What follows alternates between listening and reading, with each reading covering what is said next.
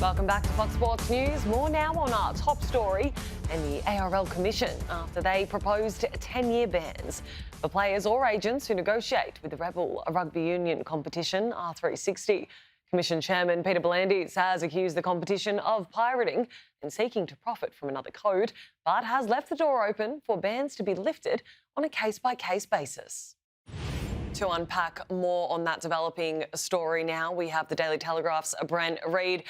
Welcome, Reedy. Well, there's been weeks of rumours around certain players, but now the ARL Commission has really drawn a line in the sand, haven't they?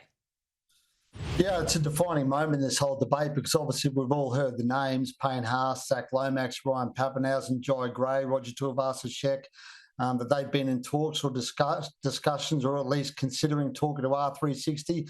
Now they've got a huge decision to make because if they go down that path, they're going to be banned from playing rugby league for the next 10 years. So it's a huge fork in the road for these players and also for the game in terms of R360 and their stance on it.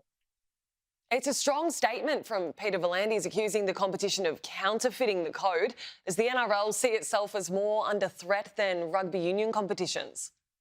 Well, I mean, obviously the major rugby unions around the world have basically refused to recognise R360, and they've got the leverage of World Cups and Olympic Games that they can use to prevent players going, or at least deter players from going. I suppose that leaves rugby league a bit more vulnerable because I think there's an expectation that a lot of the union players who perhaps may have committed to R360 may withdraw now, given the major unions haven't backed it. So that may put a bit more pressure on the NRL. And the NRL's been pretty dismissive of R360, but the clubs haven't been. The clubs have been really concerned about it, and they've urged the NRL to take the action. And that's why we've gone down this path today. So, obviously, as I said, there's going to be some players who've got some big decisions to make, because if you're talking about guys like Payne Haas, Zach Lomax, Ryan Papenhuyzen, this is effectively a life ban, because if they're at a point in their season, if they're banned for 10 years, they're not coming back.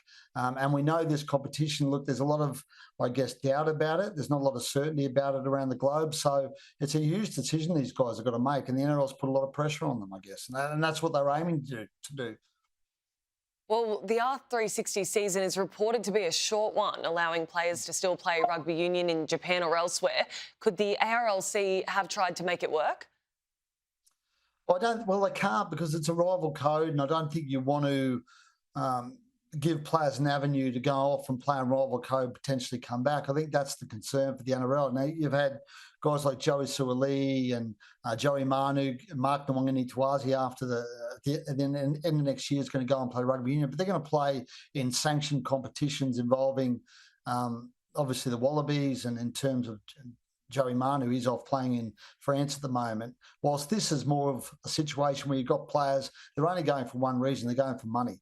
And it just wouldn't have worked. There's no way you could play in the NRL and play in R360, because, yes, next year it's a shortened competition, but the year after that, it's a longer competition. It's stretched over 2 phases where they're going to play early in the year and then later in the year to avoid a World Cup. So it just couldn't have worked. There's no way the NRL could have worked with them. And look, I don't think the NRL or the ARL Commission or the clubs have any desire to work with rugby union, particularly a rugby union competition. It's effectively a cash grab. That's what it is.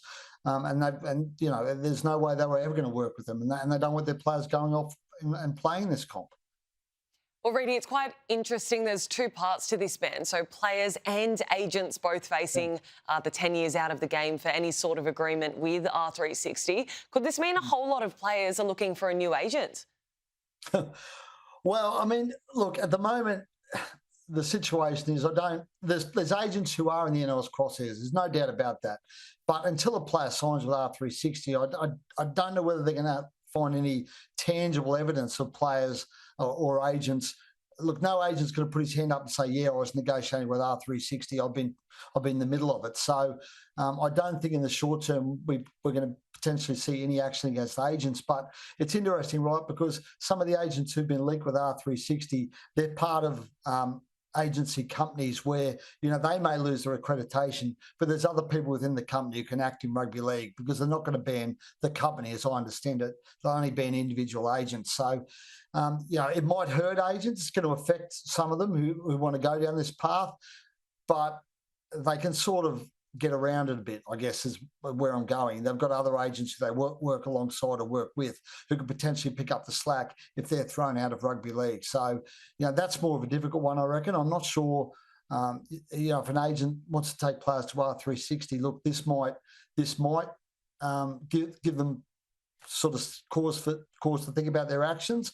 But given the amount of money that's up for grabs for agents, we're talking massive money. Agents can make, and agents are paid outside the player wages. So there are going to be some agents who I expect will look at this and go, well, look, we've got a company, they can look after the rugby league players. I'll go off and do the rugby union deals. Interesting. And part 3 of the statement gives the league some discretion to lift bans in exceptionally extenuating circumstances. What do you think it would take for a player to be allowed back before 10 years is up?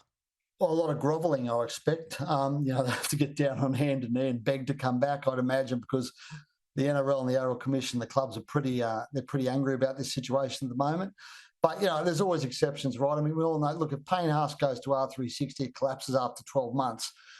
I would imagine the NRL, if Payne does the right thing and comes back and asks for forgiveness, he's such a great player, they're probably going to say, well, mate, you're welcome back.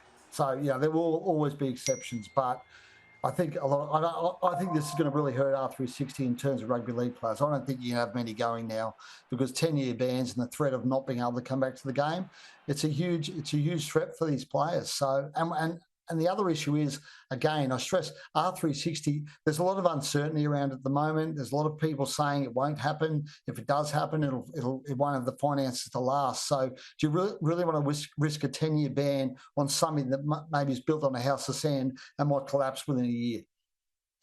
Certainly going to be very interesting to see how it all plays out over the off-season. Reedy, thank you so much for joining me today. Yes, sir. Thanks for that.